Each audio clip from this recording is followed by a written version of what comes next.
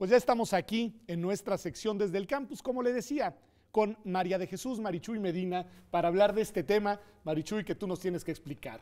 Turismo médico para fines de investigación experimental con células troncales en humanos. A ver, ¿cómo se explica esto? ¿De qué se trata? Bueno, se trata, Pedro, de la visita que hacen pacientes de otras jurisdicciones, de otros países, principalmente nuestro país, de Estados Unidos y Canadá. Estados Unidos y Canadá, a México. A México. ¿Alguna región en especial de México? Hay varias regiones ya identificadas. Está Tijuana, que es lo más cercano que tienen ahí. También a la frontera está Nuevo León y están sobre todo las zonas turísticas donde se ofrecen servicios médicos de turismo en cuestión de medicina estética, y ahí entonces es donde se ofrecen también intervenciones o tratamientos experimentales con base en células troncales. Y a ver, ¿en qué consisten estas intervenciones, estos experimentos? Es decir, ¿de qué estamos hablando en términos llanos? Bueno, hay muchísimas expectativas respecto a la investigación en ciencia básica con células troncales, ya sea que provengan de embriones humanos o de tu propio cuerpo, para regenerar aquellas células y tejidos que ya no están funcionando en tu organismo.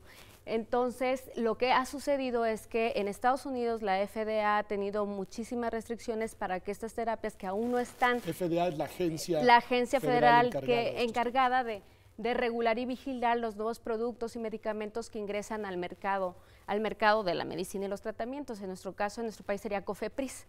En este sentido, con las medidas tan restrictivas que tienen Estados Unidos, en Canadá, inclusive en Europa, los pacientes buscan otros lugares donde puedan tener acceso a estas... O sea, nuestra regulación es más laxa en la materia. De hecho, no hay regulación. No tenemos regulación al respecto, específicamente para células troncales. Hay regulación para intervenciones experimentales y ciencia básica. El detalle es de que no está probado en ciencia básica, ni siquiera en modelos animales experimentales, la efectividad de estas terapias y sobre todo la seguridad de los pacientes. Las consecuencias que podrían tener quienes acceden a ser parte de un tratamiento experimental con células troncales, porque estas células, como tienen algunas de ellas la capacidad de diferenciarse en cualquier célula o tejido de nuestro cuerpo, pueden también producir células cancerígenas. En este sentido, los pacientes... Lo que puede ser una intervención estética, o si entendí bien, con fines un poco de aquel sueño de la eterna juventud, de rejuvenecimiento, etcétera, puede tener consecuencias negativas y sobre todo, digamos, tan graves como cancerígenas, ¿sí? Exacto. De hecho, la semana pasada en Estados Unidos se llevó a la corte el primer caso de daño físico que sufrió un paciente por tener intervenciones con células troncales mediante inyección en sus ojos. Entonces, bueno, muchas personas desde la bioética reflexionamos, bueno, si era la voluntad de esta persona, estaba informada respecto de los riesgos que tenía acceder a algo que era experimental y no probado, ¿por qué entonces no correr el riesgo y querer tener un beneficio o una acción en tribunal por el riesgo, por el daño que sufrió debido al riesgo que se corre? Entonces, en México podríamos decir lo mismo, y en todo el país tenemos derecho o no a acceder a terapias experimentales, y al final no tenemos ninguna otra esperanza de tratamiento o terapia, ¿por qué prohibir también el acceso? Es una buena pregunta, pero a ver, déjame preguntarte un poco por los actores involucrados. ¿Quiénes son los médicos, los científicos, de dónde provienen, en dónde se forman, que realizan este tipo de investigación? Ese es un cuestionamiento muy interesante y muy importante, porque en México también tenemos que revisar quiénes tienen las credenciales, quiénes son los que ofrecen, es fundamental. Dentro del riesgo que hay, cuando menos quiénes son serios y quiénes no son serios en estos temas. Claro, COFEPRIS se ha dado la tarea de vigilar o buscar precisamente los lugares donde se ofrecen las terapias. Generalmente son médicos que no han llevado investigación en ciencia básica y por tanto no conocen el funcionamiento de las células. O sea, probablemente no estás en manos de un experto, una experta, digamos. Yo creería que la mayoría de estas empresas, podría decir clínicas privadas, no tienen a las personas certificadas o calificadas. Últimamente lo que hemos visto es que médicos de Estados Unidos vienen a certificar clínicas privadas para poder darle algún cierta prestigio, seguridad a los pacientes que acceden a estas intervenciones. Creo que es importante no prohibir, sino... Eso te iba a preguntar.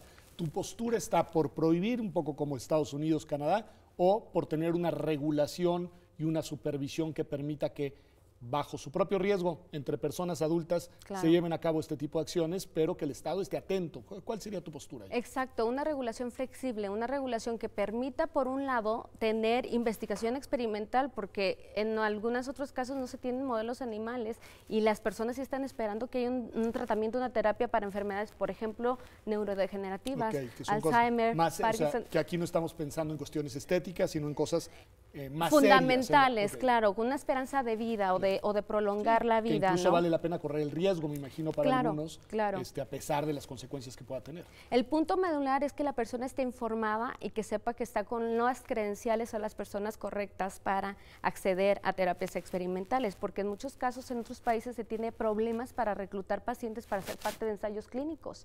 Si en otros países se tienen problema, ¿por qué en México si tenemos a los pacientes y queremos experimentar, pues darles acceso, porque es el derecho también a beneficiarse de los avances de la Me ciencia y la interesa. tecnología? Y es una visión, además, el programa de hoy ha tratado en gran parte el tema de la laicidad, es una visión muy laica la tuya, en la de decir, bueno, no prohibamos, ¿no? Permitamos que esto avance y que la ciencia sea, obviamente, acompañada, vigilada, informada por la ética y demás, pero que sea la ciencia quien lleve un poco la voz cantante en estos temas. Exacto, y sobre todo la información correcta, porque algunas veces ni siquiera las personas que están haciendo la experimentación tienen la información de todo lo que está sucediendo en el avance o en la experimentación científica. No hay certeza, no tenemos certeza. Entonces, los pacientes y las pacientes deberían de saber que no hay certeza Bien, y sí. por tanto hay un Información riesgo. plena.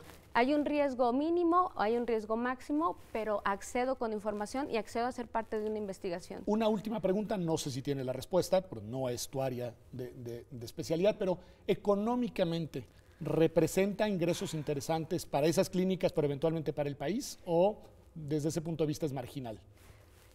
Creo que, como lo acabas de decir, es una pregunta que Averigüémosla tú y yo para saber sí, también. claro, a la que no podría tener respuesta. Sin embargo, el turismo médico, según la OSD, en nuestro país arroja grandes ingresos. ¿No? Entonces sí tienes la respuesta. Marichuy, pues muchísimas gracias por estar a ti, aquí Pedro. en tu espacio desde el campus en Observatorio. Gracias a usted por habernos acompañado en este, en verdad, muy interesante programa que tiene que ver con un evento de actualidad como la visita del Papa, que tiene que ver como fenómenos de actualidad en nuestra sección desde el campus, como este tipo de investigación de punta, pero sobre todo que tiene que ver con la visión laica de una sociedad diversa, plural y que debe ser incluyente como la mexicana. Esto ha sido Observatorio. Nos vemos el próximo martes acá en TV UNAM, como todas las semanas, a las 9 de la noche.